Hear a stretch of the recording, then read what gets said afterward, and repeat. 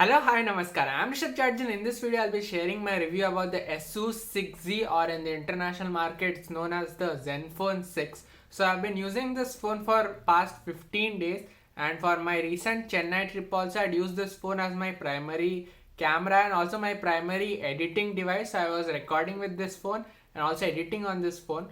So a lot of you had asked me that I should make a review video. What do I feel about this device? So I thought I'll write down all the points of what I feel about this device, and I'll tell you also that if you are planning to buy this device, then you can make an informed decision. And if you want to buy the product, I'll leave the links in the description.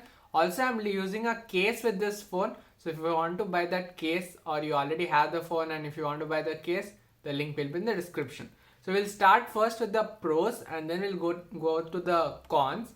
But before I start with the pros, I want to talk a little bit about this Asus 6Z, because currently what I see in the market, it's like the underdog in this below 33,000, 35,000 budget. If you see, this phone isn't being talked about much. One side we have the K20 Pro, Redmi K20 Pro, which has been launched recently, and there's a lot of hype before launch, and even now there is a lot of hype. There are a lot of videos being made. And on the other side, we have the OnePlus 7. OnePlus has now become a brand, that it's a premium segment brand. And because of the Oxygen OS and overall, it's a good product. And that is why there's a lot of hype about that phone too. But for some reason, Asus 6Z, I feel, at least in the Indian, what I see market in Twitter and social media, that much it's not talked about. Even in the international market, I saw that there are, like, wherever there are videos of the ZenFone 6, people will be like, oh, this is the best phone, it has everything, it has headphone jack, it has this, it has that, I'm gonna buy this. But actually, if you see the number of views that people are actually getting on this phone videos, it's actually less compared to other phones in this price bracket. So that is why I think it's kind of the underdog, because there are some things that Asus has missed. I think because of that, people are not really, like, at least, like, that is not their main need, or the Asus hasn't concentrated on the things that people really need. So that is why maybe it's become the underdog, but I feel it has almost everything that you will need in this price segment, and that is what I'm going to be talking about. So we'll start with the first pros. The first one is a flip camera. Now, flip camera is very good because, one, you can shoot with the main primary IMX 586 sensor. So I'm shooting with that. Normally in any other phone, even if you spend like 50,000-60,000, you'll get a sensor that is not as good as compared to the back camera. Plus you get a wide angle one, which is also good because you can cover a lot of people behind. If you have, or the surrounding, the area will be a lot more. So first is the flip camera. I definitely like the flip mechanism. So that is one of my pros. The second one is the battery life. It comes with a 5000 mAh battery, and it's one of the biggest in the segment.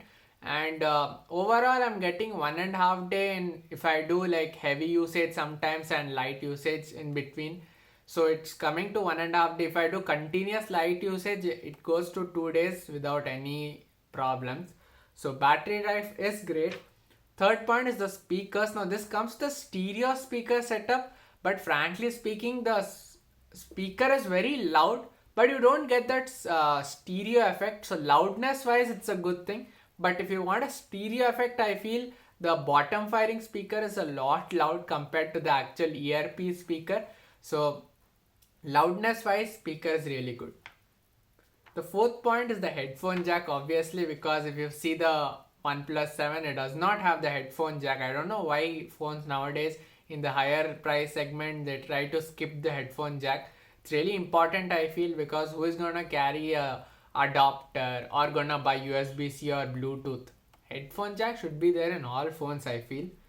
The fifth point is the build quality. Now I've seen videos of this drop test and all of Asus 6Z, and this is one of the phones which hasn't broken, screen hasn't cracked, and people have like worked with the flip mechanism and all, and still it hasn't broken.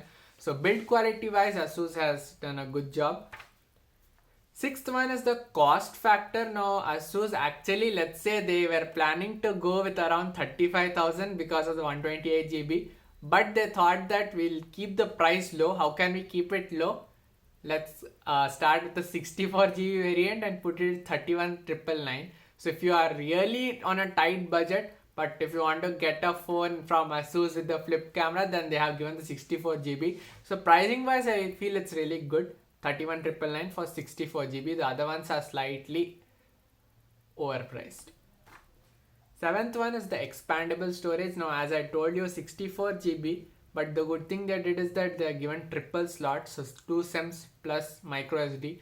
So if you buy a 64 GB too, you're not stuck. Later on, you can upgrade it whenever, like, if you want to increase your space, you can obviously buy a micro SD card and increase your storage. The 8th point is gonna be the custom buttons. So this one comes with a custom button on top. Now first I used to feel like how much are we gonna use it, but actually I've been using it a lot. I have custom set it to camera button. So whenever I like switch on the power button and the screen lights up, I click on the custom button and it becomes the camera app opens up. So that is how I'm using it, and I'm feeling it like good thing that we have that button, because there's a problem with the quick launch on the lock screen. I'll be talking about that in the con section. But moving on, the next one is obviously this is something that I haven't talked about much, but it comes with the 855 processor, the Snapdragon flagship. And overall, gaming wise, it runs everything very smoothly. High-end games, low-end games, it'll run everything smoothly. I have been doing video editing on this too, and for a 1080p HD editing, like rendering, it takes around, let's say if it's a 1 minute video that I've edited and kept, for rendering it takes about 2 minutes, so double, almost double. Sometimes I've done even 25 minutes video and it has taken slightly longer, not 50 minutes, slightly longer, but around 2 times the amount of video that you are rendering, the time.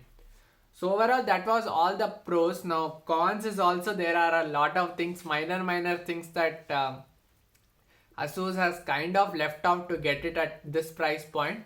So we'll start with the cons. The first one is the flip camera. Now the advantage is that you get a good quality image and main camera is the front camera. But the sound is something that sometimes makes you feel like, is that durable? Now durability is something that only time will tell how much good it is. But I feel that the sound that it makes, I've switched off all sounds, but even that gear sound, sometimes it feels like, oh, it's not as durable, maybe. And sometimes I've seen that it gets stuck. So software, some issue is there. Not sure exactly. Once I was trying to do a live video and I turned the flip camera from back to front and I saw that the screen was blank. So I switched off the phone, again switched it on, and became alright. So minor things happen. That's okay, because the quality that I'm getting, I'm really impressed by that. So these small things, I'm okay with it, but I think you should know about it if you are planning to buy. The second point is again a major one. Actually, I should have put this before the point that I told you before, is the call quality. The call quality is just not acceptable. I mean, it's not clear at all. Now, I'm shooting this video on 22nd July. And today there's a new update that has come which improves the call quality. That is what was told in the update. But even after the update, I feel it was worse. Now it has become little better, but still it's making some kind of noise when someone else is speaking. It's not clear, and Asus needs to work on it still. The call quality as of 22nd July, even after the update, is not really that good. And now I'm feeling that the down speaker is also making little bit sound because of this update. I'm not sure exactly, but I was watching few YouTube videos, and earlier it used to be very clear, but today I saw at higher volume, slightly even the down speaker was making cracking sound. So Asus needs to work on that. Call quality, the earpiece, if you keep it at high volume, it's cracking a lot. Even if you keep it slightly lower, like maybe mid, then cracking is not that much, but then you can't hear at all. If you're outside, you can't hear at all. If you're inside, like you can hear barely. You have to concentrate a lot. So call quality is something that needs to be worked on. Next is speaker volume. So even before the update, the speaker is very loud, but if you keep it at max volume, it cracks. just starts cracking. I don't know why is that, but if you keep one down, then it's very loud. So that is something that needs to be kept in mind. If you're keeping it full volume, then it will crack. The down one, you can feel like the audio is not as clear as if you put 1 or 2 steps down.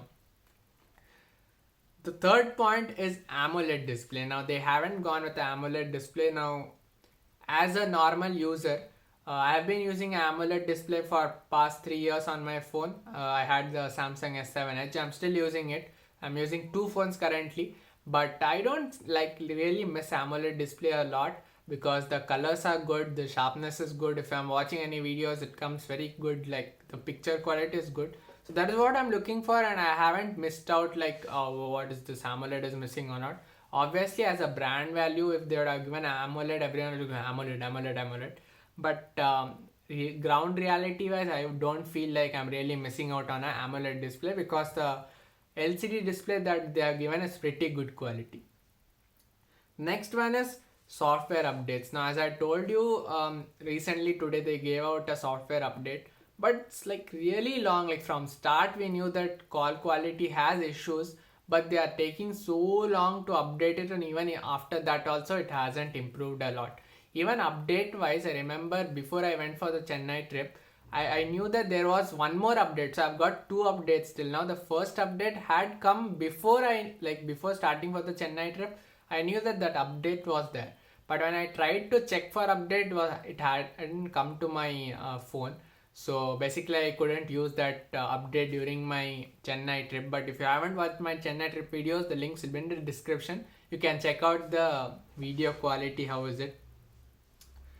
What is this next one? Woke dull looks okay.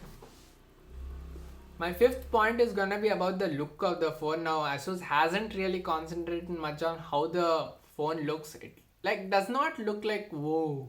That appeal feel, wow feel is not there. It's like very simple industrial kind of look, and that is something like lot of people might not like. Even I am like, if I just want to buy based on looks, I won't be buying this phone. So that is something that Asus has skipped. Look wise, only one color is available. At least silver also I was like, it looks slightly different, but that is also not available. Midnight black and black is available, but in that also only black is available.